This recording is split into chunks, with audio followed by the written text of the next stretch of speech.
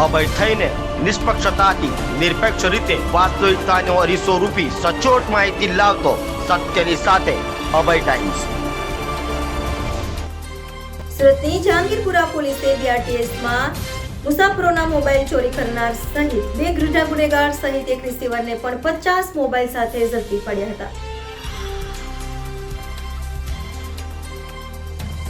સુરતના Jahangirpura police patrolling દરમિયાન બાતમીના આધારે બીઆરટીએસ બસોમાં ધક્કામુક્કી કરી મુસાફરોના ખિસ્સામાંથી મોંઘાદાટ મોબાઈલ ફોનની ચોરી કરનાર 2 રીઢાઓ અબ્બાસ અને અબ્દુલની ધરપકડ કરી હતી અને તેઓની ઝડપી લેતા 10 મોબાઈલ મળ્યા હતા, જ્યારે આરોપીઓની કડક પૂછપરછ કરતા તેઓના ઘરેથી વધુ 40 જેટલા મોબાઈલ મળ્યા હતા।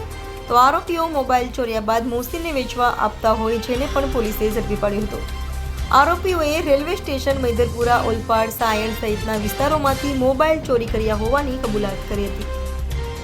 એક અમે હકીકત એવી છે કે જે જહાંગીરપુરા પોલીસ સ્ટેશન છે એના જે સર્વેલન્સ સ્ટાફના પીએસઆઈ અને માણસોને એવી હકીકત મળેલી કે જે આ બીઆરટીએસની જે બસો જે છે એમાં અમુક કિસ્સામો બસમાં જે પેસેન્જરો જે મુસાફરી કરતા હોય છે એમાં ધક્કા મૂકીને એનો લાભ લઈ અને એમની પાસે રહેલ મોબાઈલ છીનવી લે છે અને એ પછી વેચી મારે છે અને આ રીતે ચોરી કરે છે, જેથી જહાંગીરપુરા પોલીસ સ્ટેશનના પીએસઆઈ ગરિયા સાહેબે અને એમના સર્વેલન્સ સ્ટાફે વોચ રાખેલી અને એ અવારનવાર આ જે બીઆરટીએસની બસો છે એમાં પણ બેસી અને વોચ રાખતા અને જે પેસેન્જરો જે છે એમની જે હિલચાલ છે ને બહુ મુવમેન્ટ રાખતા।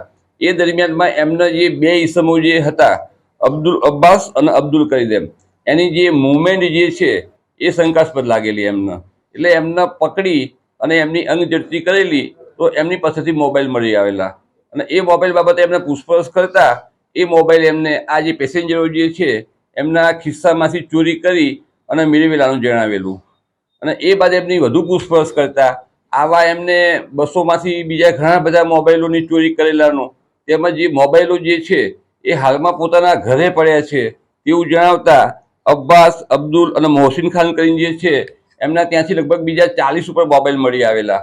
એમ કરીને કુલ લગભગ 51 મોબાઈલ પોલીસે આમાંથી રિકવર કર્યા છે। આ જે મોબાઈલ જે છે એ મોટાભાગે રેલવે સ્ટેશન, મૈદરપુરા, ઉલપાડ, સાયણ એ જે વિસ્તારના લોકો જે છે એમના ખાસ કરી અને ચોરાણા છે। આ બાબતે જહાંગીરપુરા પોલીસ સ્ટેશનમાં જે 3 ફરિયાદ દાખલ થઈ છે। અમારા જ વિસ્તારના 3 મોબાઈલ એમાંથી ગયા છે। એ 3 ગુનામાં આરોપીઓને અટક કરવામાં આવ્યા છે। આ જે મોબાઈલ જે ચોરાણા છે એમાં આઈફોન છે, સેમસંગ છે, એવા વધુ કિંમતના મોબાઈલો પણ છે ખરેખર એમ।